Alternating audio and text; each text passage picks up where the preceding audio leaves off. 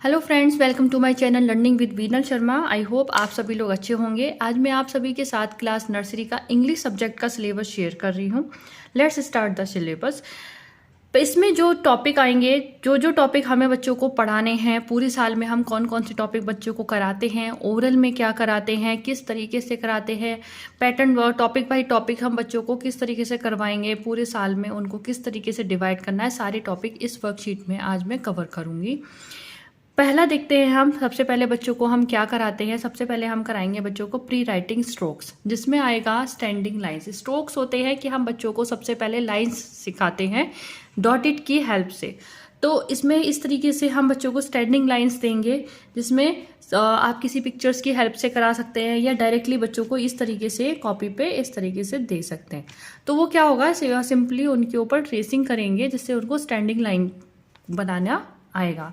उसके बाद हम बच्चों को कराते हैं इसमें स्लीपिंग लाइंस। स्लीपिंग लाइंस में आप इस तरीके से पिक्चर्स दे सकते हैं या एक नोटबुक पे आप उन्हीं पिक्चर्स की लाइंस को ड्रॉ कर सकते हैं स्लीपिंग लाइन इस तरीके से, और उनसे कहेंगे मैच करें, या फिर 2 डॉट की हेल्प से इस तरीके से आप उनको दे दीजिए और वो यहाँ से यहाँ तक मैच कराएंगे। तो उसके सबसे पहले हम बच्चों को कराते हैं स्टैंडिंग लाइन, उसके बाद हम कराएंगे स्लीपिंग लाइन। फिर हम उसके बाद बच्चों को इंट्रोड्यूस कराते हैं left slanting line. Left slanting line जो लेफ्ट साइड में टिल्टेड होती हैं, और राइट स्लैंटिंग लाइन जो राइट साइड में टिल्टेड होती हैं। तो इस तरीके से आप उनको दे सकते हैं। इसमें आप पिक्चर्स बना सकते हैं, क्लाउड की बना सकते हैं या कोई और पिक्चर, जैसे हमने हार्ट शेप बना दी। हार्ट शेप में जो हमारी ट्रायंगल लाइंस होती हैं वो टिल्टेड लाइन होती हैं, लेफ्ट स्लैंटिंग लाइन होती हैं या राइट स्लैंटिंग लाइन, दोनों ही होती हैं। तो आप उन पिक्चर्स की हेल्प से भी बच्चों को लेफ्ट स्लैंटिंग और राइट स्लैंटिंग लाइन को इंट्रोड्यूस करा सकते हैं। उसके बाद हम जो बच्चों को करवाते हैं लेफ्ट कर्व और right curve. Left curve means जब हम लेफ्ट साइड कर्व बनाते हैं, और राइट कर्व मीन्स जब हम राइट साइड कर्व बनाते हैं। ठीक है।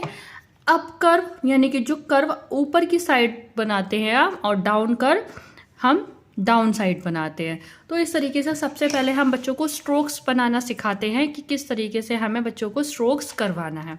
जब इसके बाद हो जाता है, साइड बाय साइड हम बच्चों को A to Z रिकॉग्निशन कराते रहते हैं, उनका आइडेंटिफिकेशन कराते रहते हैं ट्रेसिंग के साथ साथ। फिर हम बच्चों को लिखना सिखाते हैं। जब इनको ये सारी लाइंस ड्रॉ करनी आ जाती हैं, standing, sleeping, left, standing line और कर्व जब बनाना आ जाता है, तब हम उनको इस तरीके से अल्फ़ाबेट देते हैं करने के लिए। स्लोली हम स्टार्ट करते हैं ए से। जैसे 1 टाइम में बच्चों को पहले हमने ए करवाया। ए करवाने के बाद 2 और 3 डेज़ या 1 वीक का हम टारगेट बना के चलते हैं कि इस वीक में हमें बच्चों को ये अल्फ़ाबेट करवा देना है, जिसमें हम 2 अल्फ़ाबेट का भी टारगेट लेते हैं या 3 अल्फ़ाबेट का। ये डिपेंड करता है बच्चे की कैपेबिलिटी के ऊपर। जनरली स्कूल में हम 2 लेटर्स का टारगेट लेके चलते हैं कि वंस अ वीक हम बच्चों को 2 लेटर का रिकॉग्निशन करा देंगे और उनको बनाना आ जाएगा प्रॉपर। तो इस तरीके से डॉटेड हम ए, और इस तरीके से आप पूरे पेज पे दे दीजिए। पूरे पेज पे एक ए दे दीजिए और पूरे पेज पे बी दे दीजिए। तो इस तरीके से बच्चे उनको आइडेंटिफाई करेगा और फिर उनको ट्रेसिंग करना सीखेगा। फिर हम क्या करते हैं, इनको हटा देते हैं। जैसे अभी पूरा फुल ट्रेस है, तो उसकी जगह पे हम इस तरीके से 3 डॉट पे उनको बनाना सिखाते हैं। जब इनको पूरा बनाना आ जाता है, फिर हम 3 डॉट देते हैं, तो वो इस तरीके से यहाँ से बनाएंगे। तो ये होता है प्रोसेस, बच्चों को अल्फ़ाबेट कैसे बनाना सिखाना है। उसके बाद जो टॉपिक आता है मैच द सेम नंबर। बच्चों को रिकॉग्निशन है, तो यहाँ पे बच्चे सेम नंबर को मैच करेंगे। बी को बी से, सी को सी से, एफ को एफ से, आर को आर से, यू को यू से। ठीक है। उसके बाद नेक्स्ट टॉपिक आएगा इसमें राइट द मिसिंग अल्फ़ाबेट। बच्चों को अल्फ़ाबेट पता होते हैं कि क्या सीक्वेंस में हम अल्फ़ाबेट बोलते हैं। तो ओरल में हम बच्चों को अल्फ़ाबेट कराते हैं A B C D E F G इस तरीके से। तो यहाँ पे बच्चा रीड करेगा पहले अल्फ़ाबेट्स को, A B C, B missing है तो यहाँ पे B लिख देगा, C D E, D missing है, F G H I, तो जो लेटर्स मिसिंग है बच्चा खुद बोलेगा और खुद यहाँ पे वो फाइंड आउट करेगा और यहाँ पे लिख देगा। फिर आता है नेक्स्ट टॉपिक इसमें what come after. What come after means जो अल्फ़ाबेट बाद में आएगा। बी के बाद C L M O P S T। तो ये क्या बच्चों को हम रिपीटेशन में कराते हैं। ठीक है। C आएगा इसमें what comes before. What come before means जो लेटर पहले आएगा। ठीक है। तो इसमें हम G से पहले क्या आएगा, F, C से पहले B, I से पहले H, L। ठीक है। उसके बाद आता है topic number 7 see the picture and right the initial sound of the picture. हम बच्चों को जब अल्फ़ाबेट का रिकॉग्निशन कराते हैं तो हम बच्चों को फोनिक साउंड भी करवाते हैं, साथ साथ ही करवाते हैं कि ए की साउंड ए होती है, बी की साउंड ब, सी क, डी ड, ई ए। इस तरीके से हम बच्चों को फोनिक साउंड भी करवाते हैं। तो यहाँ पे बच्चे ने रिकॉग्नाइज किया कि ये एप्पल है, तो एप्पल की फोनिक साउंड क्या है? ए। फर्स्ट लेटर है ए और ए की फोनिक साउंड होती है ए, तो यहाँ पे वो उसका फर्स्ट लेटर दे देगा क्योंकि हम बोलते समय बोल रहे हैं एप्पल, तो ए किसकी साउंड होती है? ए की। ग्रेप्स, ग is a phonic sound of G, तो बच्चा यहाँ पे जी लगेगा। तो इस तरीके से हम बच्चों को इस टाइप के क्वेश्चंस देते हैं और उनको प्रैक्टिस करवाते हैं फोनिक साउंड की और इनिशियल लेटर फाइंड आउट करने का कि क्या लेटर, किस लेटर की साउंड इसमें जनरेट हो रही है। फिर आता है number 8 question, match the letter with their picture. यहाँ पे हमें लेटर्स को उनकी पिक्चर से मैच करवाना है। तो वही सेम है जहाँ पे हमने इनिशियल साउंड फाइंड आउट करवाई थी, यहाँ पे हमारे पास इनिशियल साउंड भी है और यहाँ पे हमारे पास पिक्चर्स भी हैं, तो दोनों को वो रिकॉग्नाइज करके मैच कर देंगे। फिर लास्ट में आता है find out odd one out. तो यहाँ पे जो ऑड वन आउट है उसमें हम 3 चीज़ें मेनली लेते हैं। पहला लेते हैं हम अल्फ़ाबेट, जिसमें अल्फ़ाबेट को हमने गलत तरीके से लिखा हुआ है, जैसे ए, तो यहाँ पे क्या है? ए अब उल्टा बनाया हुआ है, तो इसको हम ऑड कर देंगे, मतलब सर्कल कर देंगे या कट कर देंगे।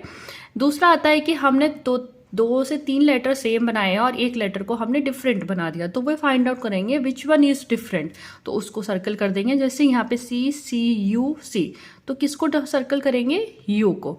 फिर हम बनाते हैं कुछ पिक्चर्स, जैसे पिक्चर्स में देखा बॉल एंड ऑरेंज, तो ऑरेंज क्या हो गया? डिफरेंट हो गया, तो उन्हें पता चल गया सारी बॉल्स तो सेम है, ऑरेंज ही डिफरेंट है, तो इन्होंने इसको सर्कल कर दिया। और दूसरी चीज़, जब हम बच्चों को अल्फ़ाबेट से रिलेटेड वर्क करवा रहे हैं, A to Z हमारे 26 लेटर्स होते हैं, उनको हम पार्ट्स में डिवाइड करते हैं। जैसे हमारे 3 टर्म्स होते हैं, first term, second term and third term, तो उनको पार्ट्स में डिवाइड करते हैं कि इस टर्म में हमें इतने लेटर्स लेके चलने हैं, तो उनसे लेटर से रिलेटेड ही हम बच्चों को वर्कशीट कराएंगे, उन लेटर से रिलेटेड ही हम मैच द नंबर्स देंगे, ऑड वन आउट देंगे, व्हाट कम आफ्टर देंगे। ऐसा नहीं है कि आपने पूरी अल्फ़ाबेट बच्चों के सामने रख दी और उनसे एक साथ पूछ लिया। तो ये प्रोसेस होता है बच्चों को नर्सरी क्लास में अल्फ़ाबेट करवाने का, इंग्लिश में मेनली। उसके बाद अब ओरल में हम बच्चों को क्या क्या कराएंगे वो देख लेते हैं एक बार। इसमें आता है introduction of alphabet, introduction of capital letter with phonic sound. Phonic sound आपको पता ही है कि क्या होती है, अभी बताया। राइम्स करवाते हैं, इसमें कुछ राइम्स होती है, ट्विंकल ट्विंकल, जॉनी जॉनी, और जो उनकी बुक्स में दी हुई हैं वो। और स्टोरी टेलिंग, स्टोरी रीडिंग या स्टोरी उनको समझ में आनी चाहिए। स्टोरीज, छोटी छोटी स्टोरीज देते हैं, मेनली 4 to 5 लाइन्स की, जिससे वो थोड़ा सा पढ़ना तो अभी आएगा नहीं, हम उनको बोल रहे हैं थोड़ा थोड़ा स्टोरी समझना वो सीख जाए, तो हम उनको स्टोरी भी करवाते हैं। अच्छा, अब कन्वर्सेशन में हम उनसे कुछ क्वेश्चंस पूछते हैं। इसमें पहला आता है जो उनको पता होना चाहिए अपने बारे में, what is your name, how old are you boy और a girl, what is your father name, what is your mother name, what is your school name and in which class do you study. तो ये इतने question हम बच्चों को conversation में लेके चलते हैं कि अगर हम उनसे कभी भी पूछ रहे हैं तो वो इनके आंसर हमें इंग्लिश में दे पाए। जैसे what is your name, my name is this, I am dash year old, I am a boy और girl, my father name is this. इस तरीके से वो आंसर दे पाए। तो ये था नर्सरी क्लास का सिलेबस। मैं जल्दी ही इसी नर्सरी क्लास का हिंदी का, इंग्लिश का और जीके का सिलेबस भी शेयर करूंगी। अगर आपको मेरी ये वीडियो अच्छी लगी हो तो प्लीज़ मेरी वीडियो को लाइक कीजिए, और अगर आप मेरे चैनल पे फर्स्ट टाइम विजिट कर रहे हैं तो प्लीज़ मेरे चैनल को भी सब्सक्राइब कीजिए। Thank you, bye bye.